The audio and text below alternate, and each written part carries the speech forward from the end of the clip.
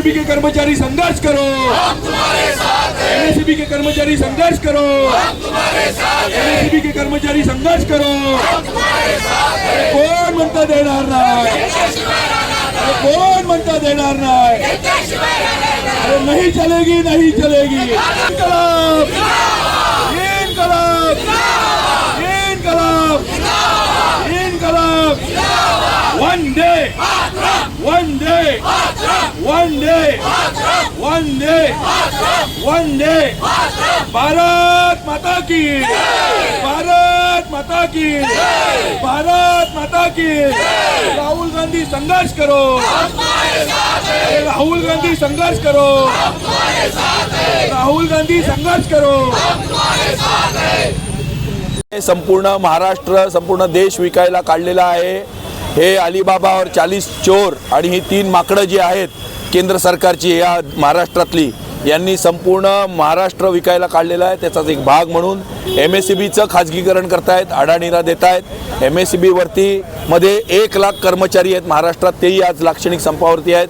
त्यांच्या सर्व कुटुंबांवरती जवळजवळ 5 ते 7 लाख लोकांवरती उपासमारीची पाळी आहे। हे ठाणं संपूर्ण खाजगीकरणाच्या माध्यमातून एमएससीबी हे ठाणं गुजरातच्या अडाणीला द्यायला काढलेलं आहे।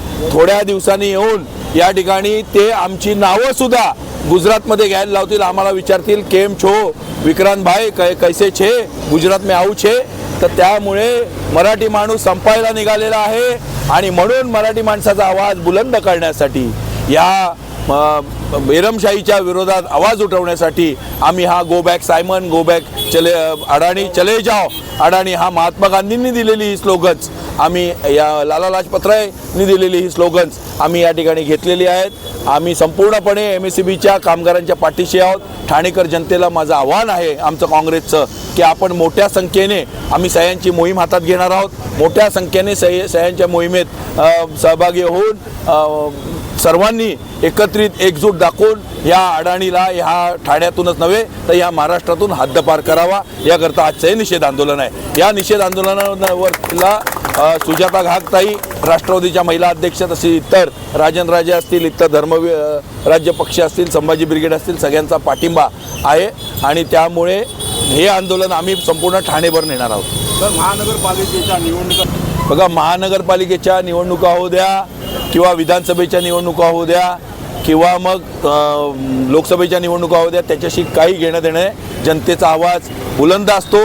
Government of the people, by the people, for the people. हे या देशामध्ये लोकशाही जिवंत आहे, या महाराष्ट्रामध्ये मराठी माणूस जिवंत आहे, या महाराष्ट्रामध्ये सरकारी कर्मचारी जिवंत राहायला पाहिजे आणि या सरकारी यंत्रणेमध्ये मराठी माणूसच जगला पाहिजे। गुजराती येता कामा नये। एमएससीबी जर ही खाजगीकरण केलं तर या सगळ्या एमएससीबीच्या कर्मचाऱ्यांना गुजराती आडनाव लावावं लागेल, अडाणी आडनाव लावावं लागेल आणि त्याचा आमचा विरोध आहे त्याला। 2 गुजरात्यांना पूर्ण महाराष्ट्र द्यायचं ठरवलेलं आहे काँग्रेस। 2 गुजरात्यांना महाराष्ट्र द्यायचा ठरवलेला आहे। म्हणूनच काल तुम्ही मीरा भाईंदरला बघितलं कशा प्रकारे 50 खोके एकदम ओके, काल विधान भवनाच्या पायऱ्यांवर बघितलं 50 खोके मर्सिडीज एस क्लास ओके, ऐकलं का? फट स्वाहा, फट स्वाहा, तुम्ही बघितलं फट स्वाहा, कोंबडी चोर, म्हणजे यांची काय अवस्था झाली आहे तर तुम्ही बघाल।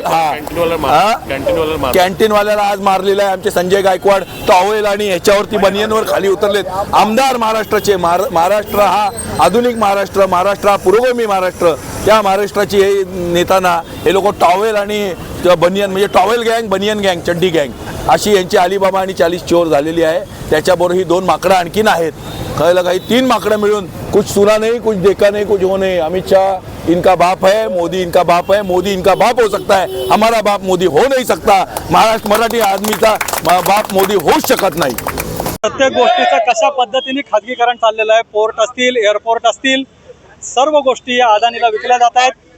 महावितरण ही सरकारी कंपनी आहे, त्यामुळे ती लोकांच्या नियंत्रणाखाली आहे। परंतु ज्यावेळी याचं खाजगीकरण होईल की लोकांचा अधिकार त्या ठिकाणी राहणार नाही आणि आधीचा अनुभव बघता ज्याप्रमाणे मुंब्र्यामध्ये असेल, भिवंडीमध्ये असेल, ज्या पद्धतीने खाजगीकरण झालंय, टोरंटच्या माध्यमातून झालं असेल, अदानीच्या माध्यमातून झालेलं आहे, अक्षरशः लोकांच्या दरवाजामध्ये त्या ठिकाणी बाउन्सर्स उभे केले जात आहेत आणि भरमसाठ दर हे विजेचे या ठिकाणी वाढलेले आहेत आणि तशी वेळ या ठिकाणी येऊ नये। आणि दुसरी गोष्ट अशी की प्रीपेड मीटर की त्या वीज मंडळाच्या याच्यामध्येच कायद्यामध्ये असं नमूद केलेलं आहे की की कुठला मीटर बसवायचे, बसवून घेण्याचा अधिकार हा नागरिकांचा आहे, परंतु नागरिकांना तशा प्रकारचा अधिकार न देता डायरेक्ट जाऊन त्याचे मीटर त्या ठिकाणी बदलले जात आहेत. त्यामुळे जे MSEBच्या खाजगीकरणाच्या विरोधात आणि जे मीटर या ठिकाणी प्रीपेड मीटर त्या ठिकाणी लावले जातात त्याच्या विरोधात काँग्रेसने आज हे आंदोलन या ठिकाणी घेतलेलं आहे.